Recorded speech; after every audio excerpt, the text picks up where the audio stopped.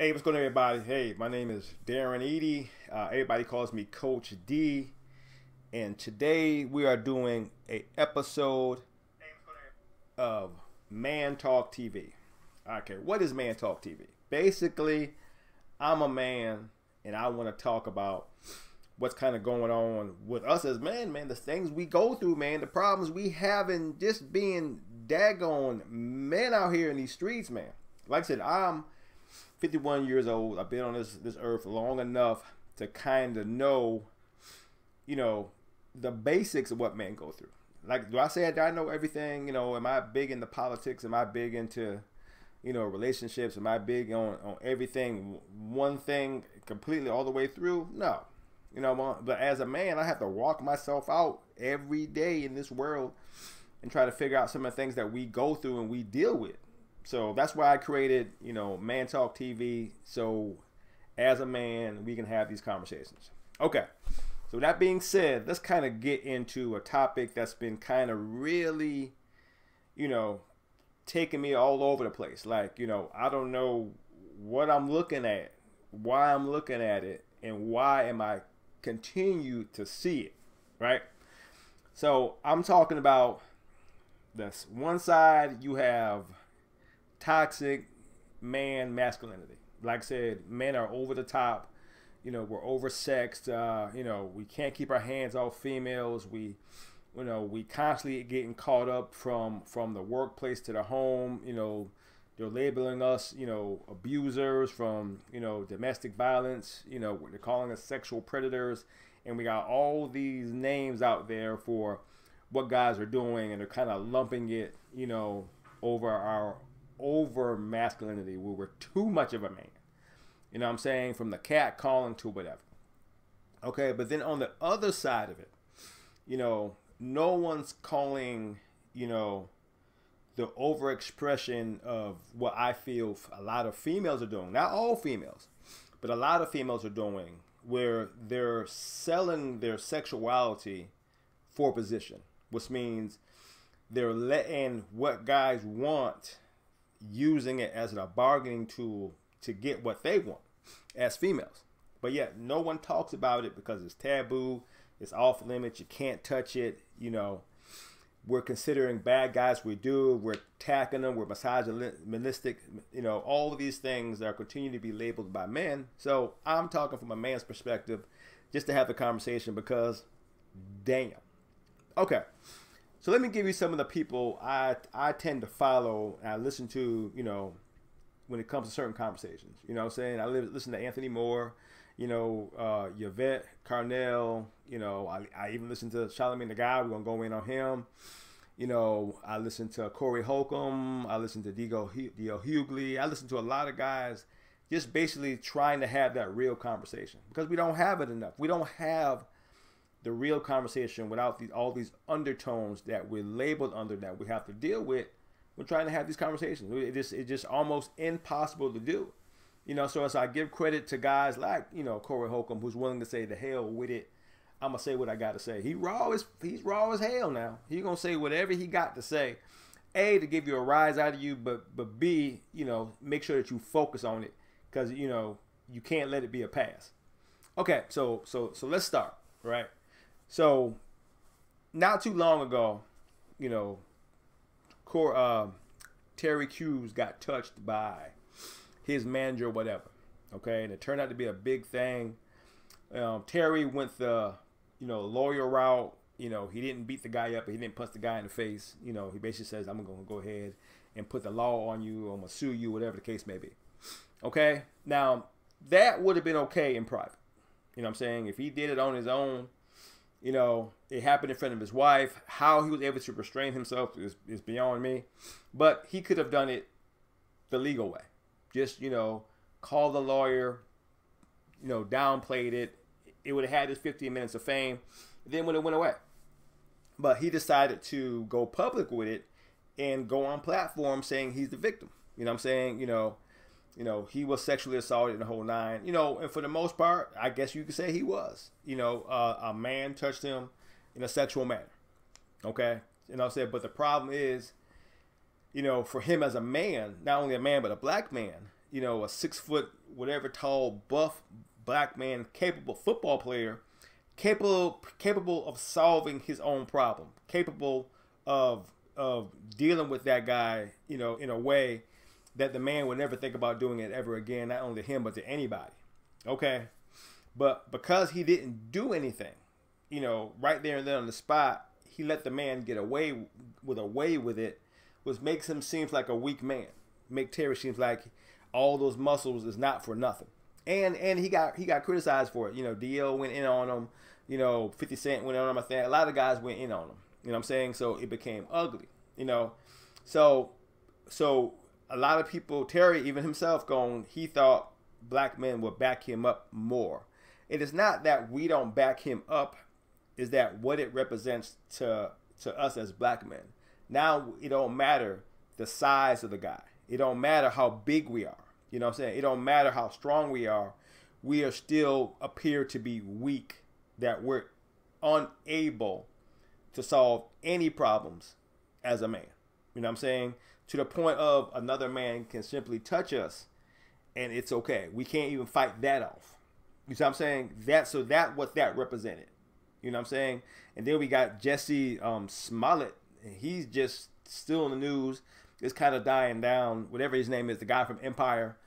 Him, being a gay male, whatever the hell. And them, him orchestrating him being jumped on. For whatever reason, I don't know. He's on Empire, one of the highest shows. You know what I'm saying? He's not only gay, which they have a pretty strong movement. You know what I'm saying? So why he had to have somebody jump on his ass? Two Haitian guys or whatever they were. What was the point of that? You see what I'm saying? So those two categories, we're painting ourselves as weak men, that we got to do things in order for us to get attention or get recognized or get any kind of justice or whatever the hell. You know what I'm saying? So the question is, where do we get to the point of that we're so weak and we're being labeled as so weak that we can't stand up and we can't fight, we can't do anything for fear of being shot or arrested or whatever the case. So I get the landscape that we're in. You know what I'm saying? But these are the messages that we're painting to the rest of the world, that this is who we are. And then with that ammo, now they're beginning to fire shots at us to paint the picture that that's exactly who we are. We are weak and we're predatorial and all that kind of great stuff. Now, they just ran the story where R. Kelly did a documentary on him. You know what I'm saying? R. Kelly's been the type of guy he's been forever. But now all of a sudden he's being focused on because of the documentary.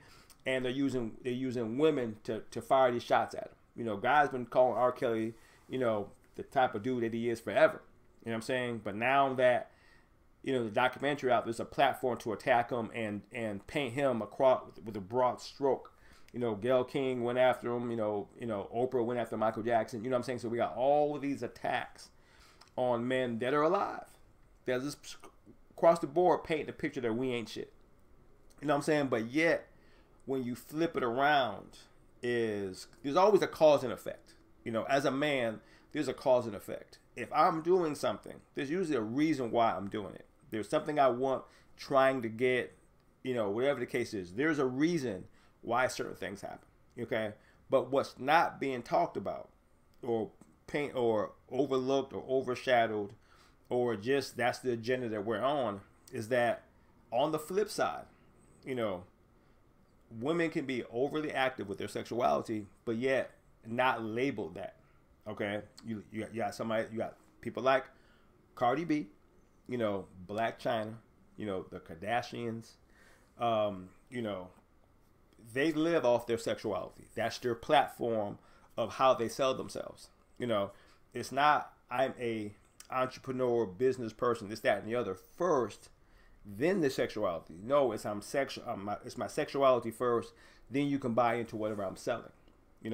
Cardi B was just labeled she just won an award for rapping the whole case, and everybody jumped on her, and she had a whole bunch to say on social media, acting a fool, on social media because she wasn't treated with the respect that she thought she should be treated, but it's kind of hard to treat a woman that way when you selling that ass to us as the product. You're not selling your rap to us. You're selling your sexuality. Stick your long tongue out, show us your titties, and on top of that, you still stripping. So what do you want to take from that? So if we was to look at you in a sexual way, we're the predators, even though that's what you're selling. So it could be the mixed signals, it could be whatever the hell you want to paint the picture as. But that's exactly what you're doing. But nobody calls you out on it because we're misogynistic, or we're wherever the hell you want to label us for pointing it out and going, that's what it is. You know what I'm saying? So why are men able to be labeled one way and women are not being labeled another way? You know what I'm saying? Women are able to attack men, but when men do it, we're the bad guys. Why the double standard? Why? I mean, don't get me wrong. I know why the double standard, but women want to be treated with a certain degree of respect, but then they don't call themselves out or other women out on their behavior. They just act like they don't exist, but then they get mad when we go, why are you letting it happen? But you get mad when I point it out. You see what I'm saying? See how this thing is it just snowballs out of control, but yet you wonder why guys act like they act. You wonder why guys say what they say and do what they do when you see the crap that gets thrown at us on a regular basis. Now you get the political attacks. We talked about, Gayle King, we talked about Oprah Winfrey, in their platforms of attack, where they're professional hired assassins. They get paid to attack men, in my opinion. All this is my opinion based off, what I'm watching and reading and seeing and forming my own opinions as a man who's watching it. Okay? So, but then you get those other attacks where a lot of females are getting licensed to simply just run amok without no measurement of blowback. Now, there's blowback on social media, but there's no measure of, we're going to come get you if you do it again. Other than social media out there saying whatever, there's no formal, penalty for your behavior. Like Eve on Chris Brown. You know what I'm saying? When Chris Brown was accused of rape in Paris or wherever he was at, you know what I'm saying? Eve immediately got on her social media platform. She got a talk show, whatever the hell she got. You know what I'm saying? She went at Chris Brown, called him a rapist and all the kind of names he threw at him. Then it come out to be false. She recanted on her Twitter, but she didn't go back on her platform and did it. You know what I'm saying? So, one attack. You got Amanda Sales going after Myron Rowley, the football player who became a doctor or something like that. Jumping on him. You know what I'm saying? For what reason? For what reason? You see what I'm saying? Then you got Jada Pinkett Smith, on the guy in the dress, putting him high level status of a man wearing a dress. You could have said nice, but you want the label and brand him as one of the best out there for what he was doing. You see what I'm saying? So now you got all these attacks, but if it's done the other way, we're crucified for it. Look at Dave Chappelle, talking about a rapper, said that was gay. You know what I'm saying? The guy was offended, yeah. You know what I'm saying? It's something that you shouldn't go live and call that guy gay right to his face unless you want to fight to break out something. You know what I'm saying? All that stuff's happening, but attack. But when females do it, no attack, unless we're doing it, no formal attack, I should say. You see what I'm saying? So we got this toxic masculinity on one side, and we got this hoeism on another side.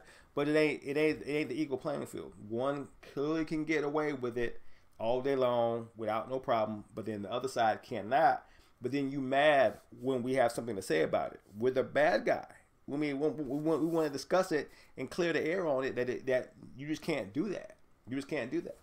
So now you talk about guys in the workplace are scared to even talk to women or have any kind of conversation to women or even bring it up because anything a man says now can be taken out of context. This on the mood of the female. This on the how she's feeling that day at that time. So your best friend could be a female. Y'all been talking about everything under the sun, every porn channel, every movie y'all just seen, and anything sexual all day, every day. You could be doing that for a good minute on that one day. That one day she ain't feeling it. You know what I'm saying? Now you want sexual harassment charges. So now guys aren't having conversations. We ain't trying to flirt. We ain't trying to work with you. We not only don't want to be, before you used to be able to be in a room with the door open. Now we don't even want to be in the room. You see what I'm saying? Because the risk of a bad day. The bad day can ruin your career. Or not even that. Simply because they feel like it. Now all these accusations of that female from Charleston, saying 3 black men raped her and come out not be true. You know what I'm saying? I think she got some charges. I can't remember if she did or not. But like I said, the level of what we're up against is at an all-time high. It's at an all-time high, and it seems like it's getting worse. Now your big players, your billionaires, like Oprah Winfrey, and now want to attack men. For what? For what? When your friends are, Harvey and all them who did all this crap, nothing being said about them, but you attack other people. So you see, it's becoming a legit platform of attack. It's clear. It's being laid out, it's being orchestrated, and it's being defined as such. Is we're going to attack you, and we're going to find this person or that person which to do it. And there's no blowback. There's no blowback. So, more and more men are going to start going crazy. Simply because they're backed into a corner, and when you back a man in the corner, 9 out of 10, he come out swinging. Maybe that's what they want. Maybe that's what they want. So, we're going to find out exactly if this is the road that everybody wants to be on. Because here's what's not happening. Black women and men aren't coming together and working towards an agenda. You know what I'm saying? If we are, it's from 2 different lanes. Guys are working from this side and females working from this side. They're really coming together because that potential, it can go wrong, is still there. You know what I'm saying? You can have a platform on the phone, but like I said, it's hard to be in the room with you because you don't know what's going on unless we already know that you're down for the cause. And like I said, any given day, it can change. Any given day, it can change. So I'm dying to see how all this stuff unfolds.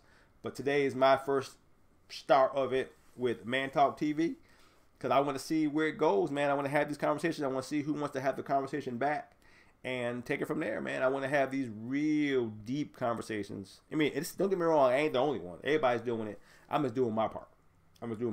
Let's see where it goes. Let's see where it goes. Now, if you like what I'm doing, go ahead and click my Amazon button. I am a coach. I'm a personal trainer, strength and conditioning, and I've been doing it for over 27 years. And I have a book out there called Starting Over, Learning to Live in a Healthy World Created by You. It's the mindset of health. You know what I'm saying? Right now, we live in a toxic world.